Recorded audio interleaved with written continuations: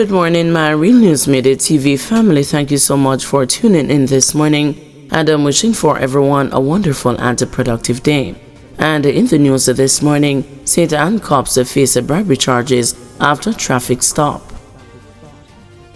2 police constables accused of collecting $10,000 for not prosecuting a motorist who was allegedly driving without a license have been arrested on corruption-related charges.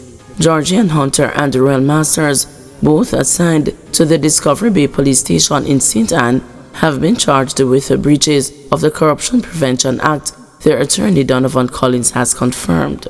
They have been in custody since the March 25 incident in the community of Dumbarton, also in St. Anne. Commanding officer for the St. Anne Police, Superintendent Dwight Powell, in confirming the arrest, disclosed that the 2 cops are also under investigation related to other allegations made against them. He, however, declined to give details. "We are investigating some other allegations.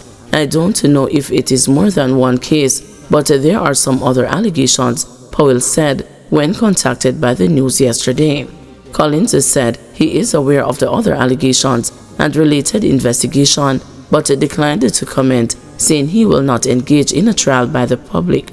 "What I am very concerned about is the length of time that my clients have been in custody," said the attorney, noting that the cops have been detained for a week. Hunter and the Masters were reportedly on patrol in Dumbarton when they saw a young man driving a motor car and signaled him to stop. The cops requested his driver's license, and he allegedly told them he did not have one, according to sources with knowledge of the March 25 traffic stop. There was a male passenger in the car who indicated that he had a driver's license, but that it was at his home. The cops accompanied them to the home so that he could prove that he has a driver's license, said one source. It is alleged that the constables collected 2 $5,000 notes from a resident to buy a drink, arising from their decision not to prosecute the young man who was driving the vehicle. According to the source, the $5,000 notes were allegedly found in their possession when they were intercepted by a senior cop who had been tipped off about the incident via WhatsApp messages with pictures of the banknotes. Lawyers get more time to review photos and videos. The trial of the 3 cops charged in the 2014 beating death of Maria Dean was yesterday adjourned until Thursday to give the defense lawyers time to review photos and videos submitted as evidence by the Independent Commission of Investigations. Presiding High Court Justice Courtney Day, who is presiding over the trial, set the new date on what was the 11th day of testimony in the case against the Corporal Elaine Stewart and the constables Juliana Cleveland and Marlon Grant, who are facing multiple charges arising from Dean's death. The adjournment came after the court was told that the defense lawyers Martin Thomas and Dalton Reed had not yet viewed all the relevant files, including images of Dean when he was hospitalized prior to his death on August 6, 2014. The question was posed as to whether there are any images that were to be submitted into evidence. "For whatever reason, they are not opening, and I need to see them before I am in a position to continue," Reed said in a motion seconded by Thomas. It was also disclosed that the matter would not be able to continue on Tuesday due to a scheduling conflict for one of the jurors, or on Wednesday, as the judge would not be available. The matter of the video evidence came up during the evidence-in-chief of Peter Parkinson, Indicom's chief crime scene examiner, who told the court that he had photographed and video-recorded sections of a cell at the Barnett Street Police Station lockup in Montego Bay, St. James on August 3, 2014. Dean was beaten at the facility earlier that day while in custody for possession of a ganja spliff. Parkinson testified that while inspecting the cell, he saw several stains resembling blood on the walls, door jamb, and on a metal post affixed to a bunk bed in the room. He said he took 3 swab samples from the stains for testing. Parkinson said he also took photographs of Dean's injuries when he was at the Cornwall Regional Hospital on August 5, 2014, a day before he died.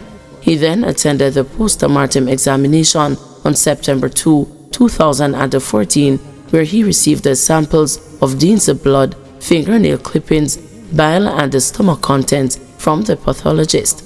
He said he also received Dean's blood-stained trousers from his mother, Mercia Fraser. The witness's evidence in chief is expected to continue on April 3, by which time the defendant's lawyers and the prosecution should be in agreement on which images from the submitted DVD will be admitted into evidence.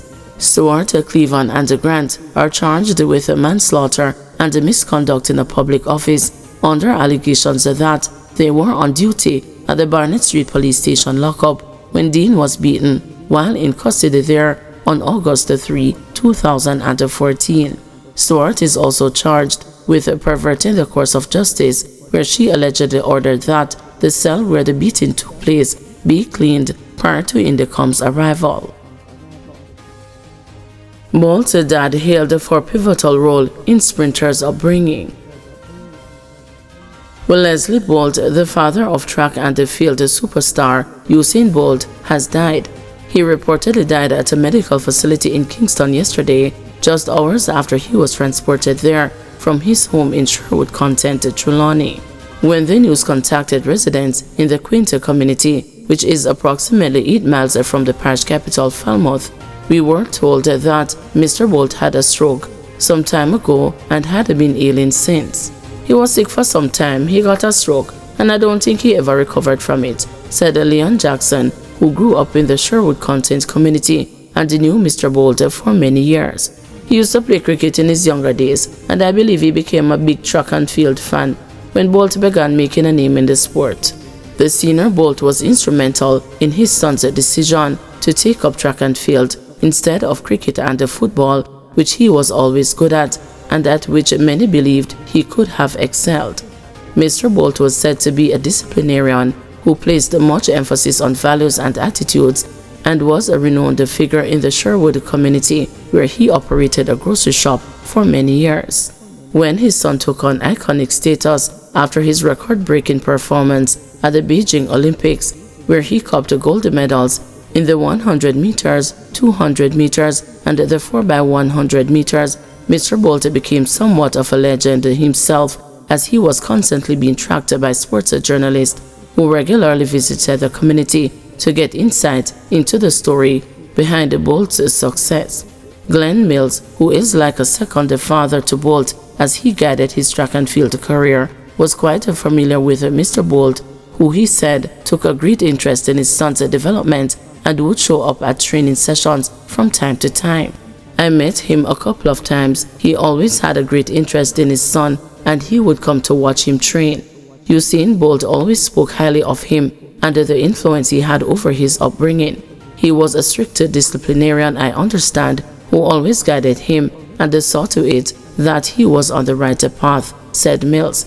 To me, my interaction with him was that he was a very jovial fellow, full of wit and intelligence, and he always had a positive outlook on everything, and his competitions, his development, and his future, added Mills.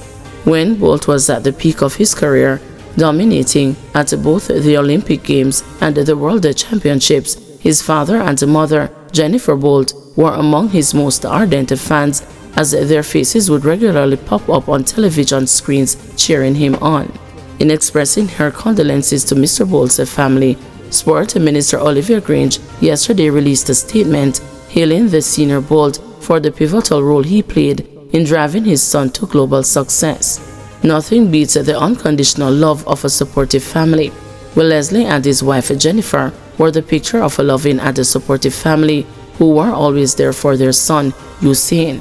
They were Usain's chief motivators, chief cheerleaders, source of constant support and stability, said Grange. Every success that Usain has achieved can be attributed to the confidence given to him by his ever-supporting mother and father. I offer my sincerest condolences to Jennifer, Usain, and the rest of the Bolt family on the passing of Leslie, or Gideon, as he was so affectionately called by friends and neighbors in Trelawney. It is going to be a difficult time, but I encourage them to be comforted by the memory of a very good father, added Grange. Opposition spokesman on sports Waver Hines echoed the Grange's sentiments. We hope that he and his family find a comfort in the memories of Mr. Bolt's life and legacy, said Hines in a statement from the People's National Party. Usain Bolt has given so much to Jamaica, and we stand with him in his time of grief. Guys, thanks for watching. Please join us this afternoon at 2 p.m. for another news update.